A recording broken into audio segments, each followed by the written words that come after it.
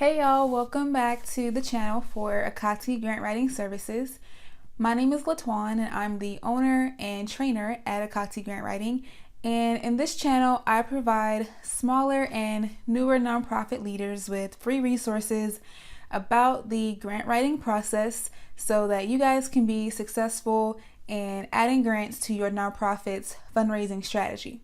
So in today's video, we're going to talk about the three main sections of a grant proposal and what you should be prepared to write about in each section. So let's go ahead and jump in.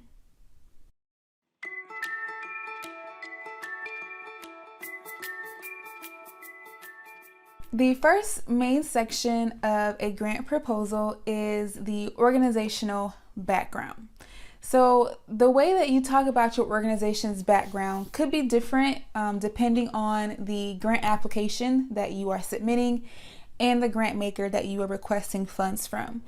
Some grant makers will ask you specialized questions, or their questions will be broken down step by step within their grant application portal. And then there could be some grant makers that will leave the formatting and the order of the details up to you if they're asking you to submit a long form or free-flowing grant document. So it depends on the application that you're applying for. Regardless of how the information is broken down or the format of the proposal, there's still going to be some very common information that you would want to include when you're describing your organization's background. Okay, so we're going to just talk about a few of those major things that you would talk about in the organizational background section. So the first thing that you always want to start off with is your organization's mission. So this is inputting your mission statement that clearly talks about why your organization exists, what is the overall goal and vision of your organization, what it is your organization does in the high level mission statement or the high level vision statement of your organization. So this is what will help grant makers know that your organization's priorities and focus is a direct match or is in alignment with their organization's mission. So every grant maker, every foundation that you apply for, and even some of the government agencies, they all have a mission. They all have values that they care about, and they're going to be looking for nonprofits that have similar values and missions, or that are addressing similar problems in society. So when you include your mission statement, you're basically directly identifying yourself and saying, here's why we exist, here's what we care about, here's our vision, and what we're hoping to do in the world, so that grant makers can clearly see that you are a match for their mission as well. Okay. The second thing that you talk about in your organization's background are your beneficiaries or your target population.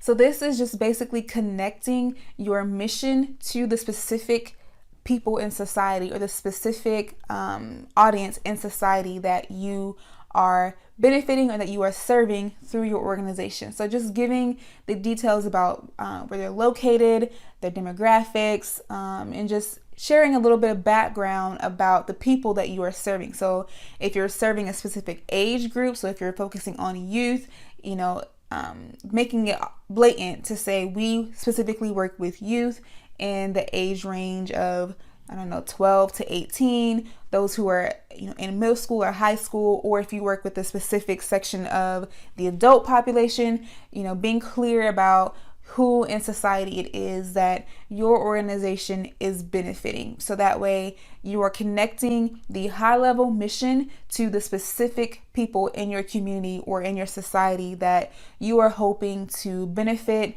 or serve through your organization's program. And then the third part of the organization's background is telling your organization's story.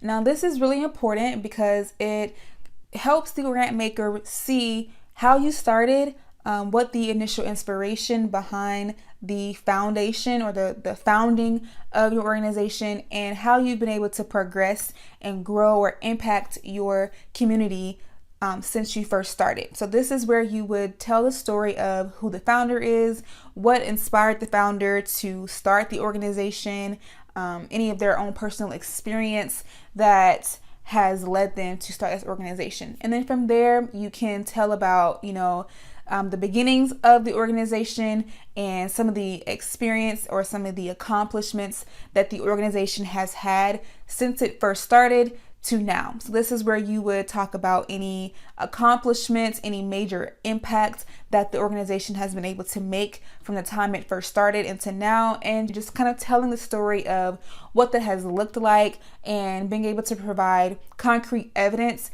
to speak about the success that your organization has been able to have so far, and just really demonstrating that your organization has been impactful.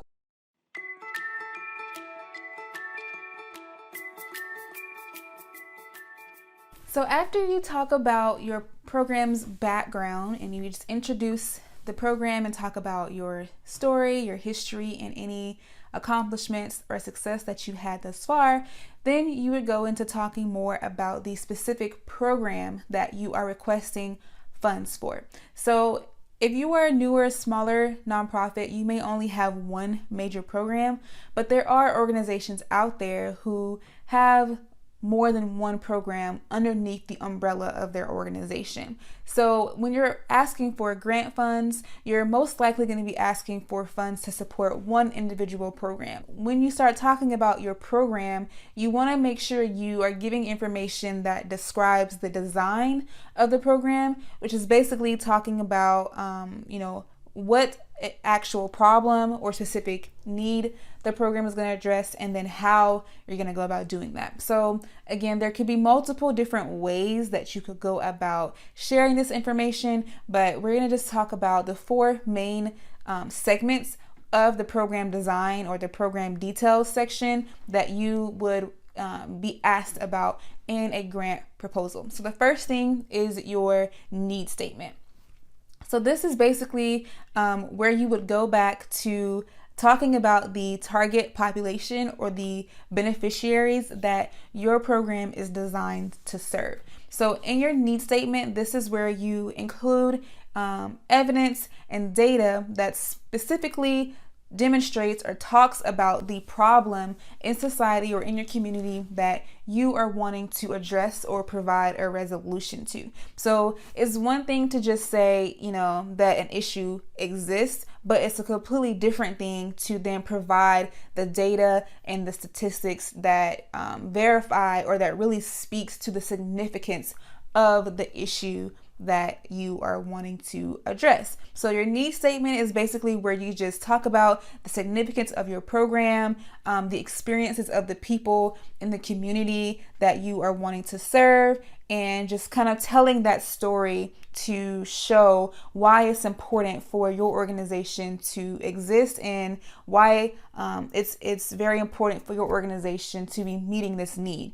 The second part that you would go into after you describe the need or the problem is talking about the program's goals and desired outcomes. So this is where you would introduce, your resolution and to say, okay, there's this need that exists in the community. Here's the data and the evidence and the statistics to verify, that this need is actually significant.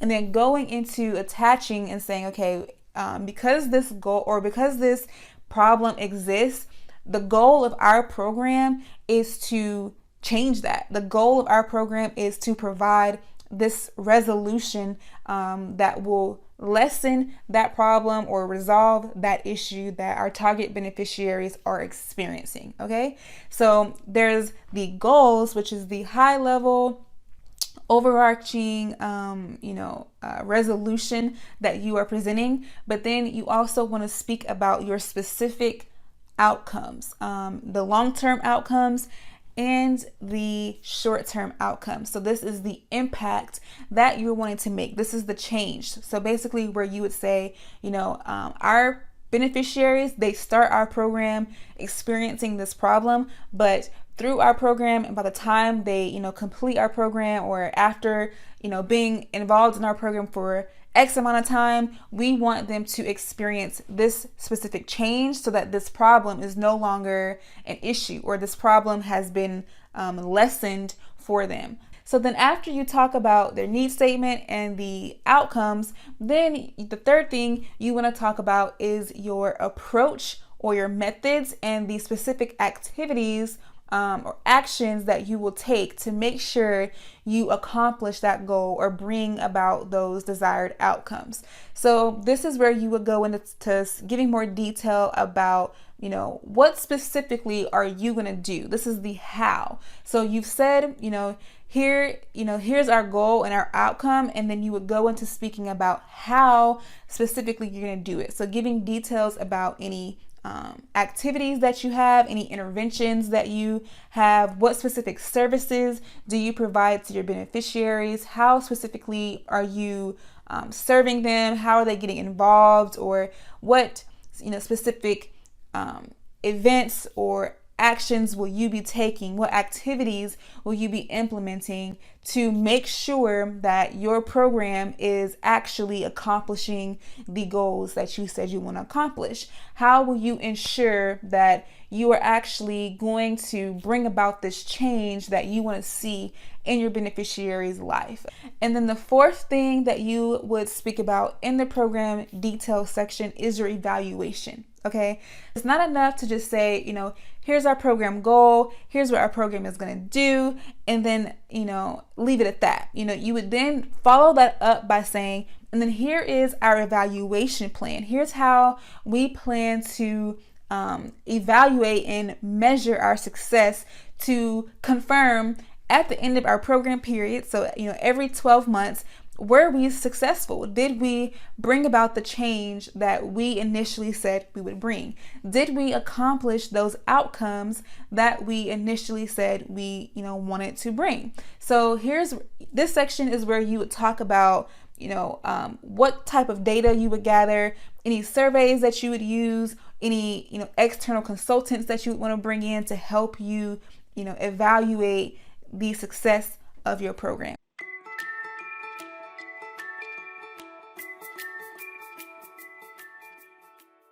The third section of your grant proposal is going to be about your finances. This is the financial section. So this is where you would go into more detail about your budget and talking about the amount of money that you're actually requesting and how that money will be used specifically to help you successfully implement your program. Okay, so again, there are different elements of the financial section that you would talk about. So we're just going to talk about a few of the main elements of the financial section. Okay, so the first part is your financial spreadsheet. So this is the actual, Excel document that, or, whatever way it is that you capture your budget, where you specifically lay out the different line items, the different amounts, and the different numbers that you would total up to come up with the total budgeted amount for your program. So some grant makers will give you a spreadsheet. They'll allow you to download their spreadsheet and you can use their specific format. Other grant makers might leave it up to you to determine how you put together your budget. So, it could vary, but the main point is just really making sure your budget aligns with the activities and the implementation plan and the approach that you talked about in your program detail section. In addition to having your budget spreadsheet, there will be a budget narrative. In a lot of cases, this is where you would translate the numbers from the budget spreadsheet to a paragraph form or the written format where you explain more about, how the funds will be used, why each line item is included in your budget, and just giving more details, any additional explanation or justification that might not be clear just from looking at a spreadsheet. Okay. And then the third thing that you talk about in your financials is the actual ask. So you have your overall program budget that's laid out in the budget spreadsheet, but you might not always ask for the total amount of your budget. So for example, if your overall program budget is, let's say, $100,000, you usually aren't going to ask the grant maker for the full $100,000. You would ask for a smaller amount, so maybe $50,000 or $25,000, depending on, you know, the range of funds that the grant maker is offering. So the ask portion is where you're specifically saying, you know, although our total budget is $100,000, we're asking for $50,000. And then that's where you go into explaining more about how those funds will be used, what specific activities those funds will cover, and, you know, just answering the questions the grant maker has about your budget and how much money you're expecting to need to implement your program. Okay, so from there, after you speak about your ask and you present the program budget, then you will also want to provide information about any other support that you are getting for your program. So this goes back into the idea of making sure your program is sustainable and you have multiple streams of income or multiple ways of getting revenue for your organization or for your program, because grant makers usually aren't going to want to be your only means of income. So even on your grant application, a lot of times the grant maker will ask you, who else is supporting your program? What other funds do you have coming into your organization that will help implement this program, in addition to any funds that you're asking for from the grant maker? So this concludes this video. I feel like we've kind of went over a lot, and I kind of, you know, went through things pretty quickly. So if you need to watch anything again, please do rewind and rewatch.